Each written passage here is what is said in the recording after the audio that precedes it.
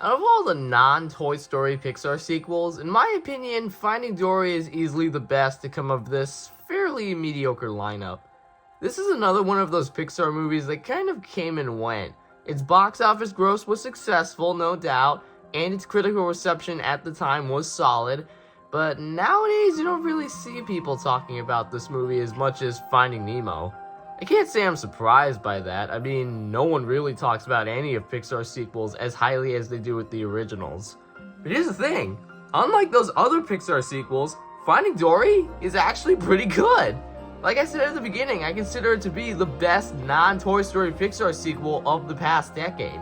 It's obviously no classic like the original, and it's definitely not perfect, but it is a good movie. And here's why. If there's one thing that Pixar always excels at doing, it's adding character to their characters.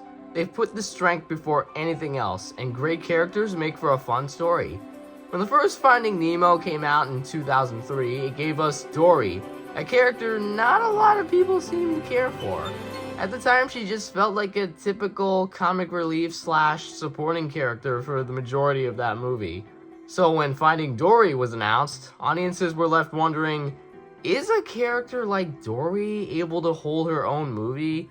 Is this a good idea, or is Pixar just making another abysmal decision like making Mater the main character in Cars 2?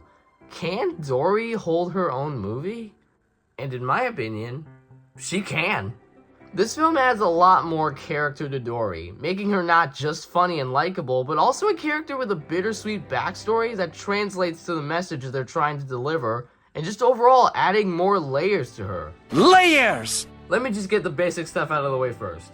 The animation is once again very beautiful, huge improvement over the first film, which already had incredible visuals. It has a nice setting that gives the potential for beautiful visuals and colors, which it delivers on all cylinders. The music once again is composed by Thomas Newman, and he delivers a pretty strong score for this movie. It's not quite as strong as the original, but it still has that aquarium ambiance-like feel that makes it overall engaging. Not to mention it works within the context of the story because it mostly takes place at an aquarium. Much like the first film, this movie has a new fun set of characters that help our mains during their big journey. The two sea lions, Destiny the whale shark, Bailey the beluga whale, Hank the septopus, and even that freaking clamshell. They're not quite as memorable as the original film's characters, but they're still very fun. This movie once again has a variety of characters that never stop this franchise from being boring. They're both very supportive and very funny. Did you know that Ed O'Neill, the voice of Hank, didn't know Ty Burrell, the voice of Bailey, was cast alongside him? That's pretty funny. Two Modern Family legends in the same movie didn't know they were co-stars together. Okay, now on to the really important stuff. Like I said at the start, Dory's character gets a big boost, and she's now the lead character. In the last movie, she was more of that funny, haha sidekick whose short-term memory loss flaw was played mostly for laughs, and no one really cared for her that much. But in this movie, they take what was basically a comedic gimmick and make it something that actually is taken more seriously, as we get to see the struggles of dealing with her disability.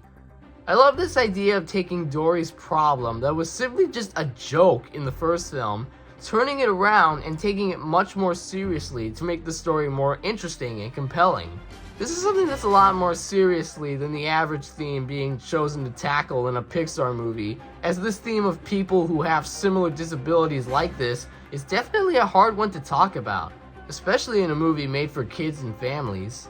And if you're someone who has a disability, this film is probably going to relate to you so much more than others. In general, I really love how this theme of people with disabilities is portrayed. I love how encouraging it is, and I find it clever how it introduces all these new characters who have some sort of flaw or disability, but doesn't draw attention to them too much. Hank is missing an arm, Destiny has trouble seeing, Bailey briefly lost his echolocation. These are all flaws these characters have, but they don't define who they are. Just like how Dory's memory flaw doesn't define who she is or what she can accomplish. Dory's struggle to overcome her loss of memory and thinking it's a detriment to herself really shines through and hits hard when necessary. And it's all the more satisfying to see her discover that even though she has a disability, it actually makes her very unique. She's able to do anything she sets her mind to, and it doesn't make her any less of a being. And it all culminates in that freaking amazing sequence when we see all the shells Dory's parents laid out for her in the hopes that she'd find her way back. None of it is sugarcoated at all. The audience is allowed to sink in every moment for themselves and get hit in the feels. This whole movie is all about overcoming problems you'd never expect to overcome. And I love how it uses disabilities as an example of working through tough situations. And like I said before, if you're a person that has some sort of disability, it shouldn't stop you from trying anything new or in general being whatever you want to be.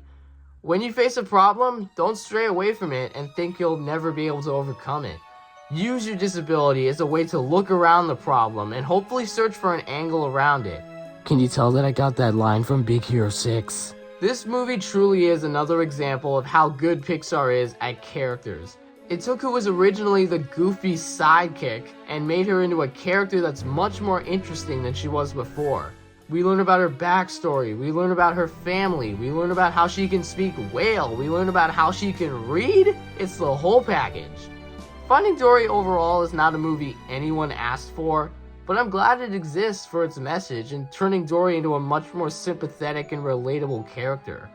This isn't a theme people will be able to understand at first, but I'm sure if you look closely enough, it becomes clear as day what Pixar was trying to say.